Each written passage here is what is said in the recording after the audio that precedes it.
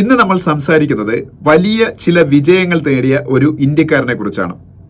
Tennis ലോകത്ത് വലിയ വിജയങ്ങൾ നേടിയ ആ ഇന്ത്യക്കാരന്റെ പേര് രോഹൻ ബൊപ്പണ്ണ എന്നാണ്.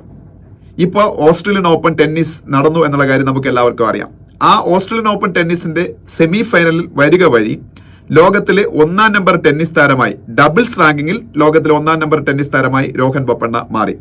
തന്റെ 43-ാം വയസ്സിലാണ് അദ്ദേഹം ഈ നേട്ടം സ്വന്തമാക്കിയത്. അങ്ങനെ ടെന്നീസിന്റെ ഏതെങ്കിലും ഒരു ഫോമിൽ ലോക 1-ാം നമ്പർ പദവി നേടുന്ന ഏറ്റവും പ്രായം കൂടിയ താരമായി അദ്ദേഹം മാറി. അവിടെയും തീർന്നില്ല അദ്ദേഹത്തിന്റെ നേട്ടം.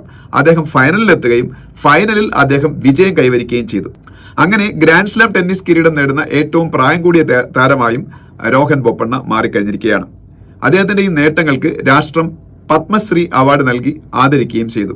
കർണാടകക്കാരനായ രോഹൻ ബൊപ്പണ്ണ നമ്മളുടെ ഇന്ത്യയിൽ വളർന്നു വരുന്ന യുവതി യുവാക്കൾക്കെല്ലാം പ്രചോദനമാകാവുന്ന ഒരു വ്യക്തിത്വമാണ്.